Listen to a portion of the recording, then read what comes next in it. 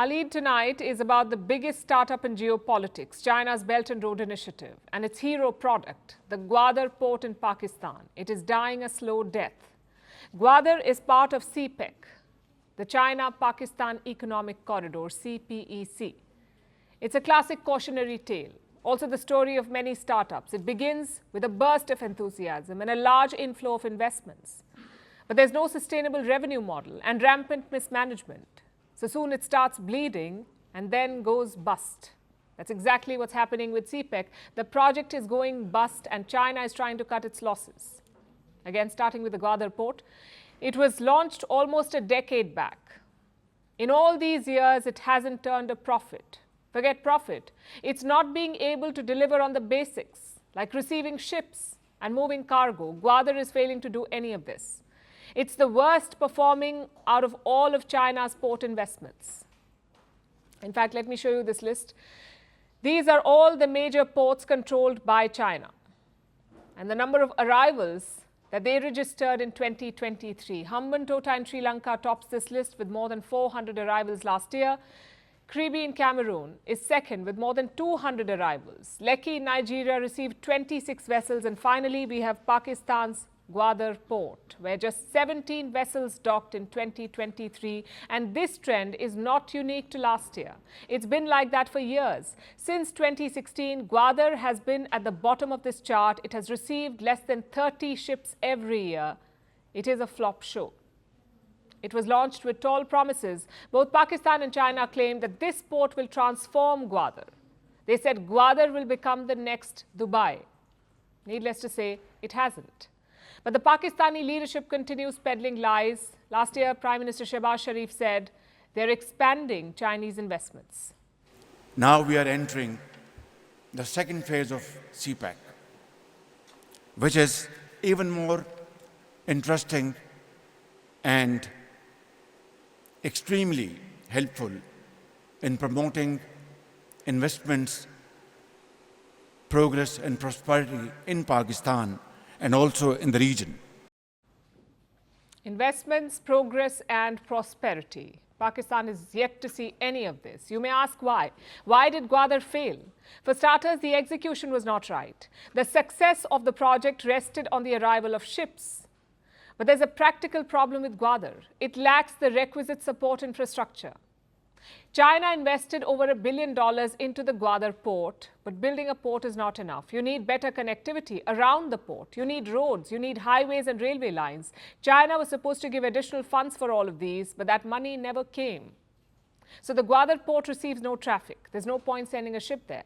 The second problem is poor management. Pakistan is one of the most unstable countries in the world, especially politically. No civilian has completed a full term as Pakistan's leader, ever. The military runs this country. It interferes in policy making in every field, but more so in defense and foreign policy. They effectively dictate the terms of engagement in these two domains, defense and foreign policy. And China trusted these leaders with a multi-billion-dollar project. No wonder it failed. Gwadar in particular and CPEC in general remains mired in chaos. Corruption is rampant. This is according to Chinese officials themselves. They say 80% of CPEC investments are lost. 80% are lost due to corruption and leakages. But the biggest reason why Gwadar failed is this. It has no viable business model. China struck a lopsided deal with Pakistan. China takes 90% of the port revenues, the Pakistan government gets the remaining 10%, and the local government in Gwadar gets nothing. So this deal is a big source of tension. There's a local uprising of sorts against the Chinese port. The people of Gwadar believe that China is looting their wealth, so they keep launching attacks on Chinese assets. They keep targeting Chinese investments and workers. The Gwadar port, in fact, was hit only 2 months back. 8 militants tried to storm the Port Authority complex. They crashed a car filled with explosives into the gate of the complex. 5 security personnel died in that attack. In the past, Chinese lives have been lost in similar attacks. So China has been pulling up Pakistan, demanding better security around Chinese investments and increased protection for Chinese nationals. But time and again, Islamabad has fallen short of Beijing's expectations. So there are problems across the board. The project is leaking cash. It remains incomplete and unsustainable. There is hostility from the locals and rising security concerns. A professional entrepreneur would have exited by now. They would have folded up the venture, but China cannot afford to do that. Shutting down the Gwadar project or CPEC won't be good optics. It would generate bad press for Xi Jinping's already failing flagship initiative. And Beijing wouldn't want to alienate a submissive ally like Islamabad. So Chinese investments in Pakistan will continue, even if Beijing scales back some of its commitments.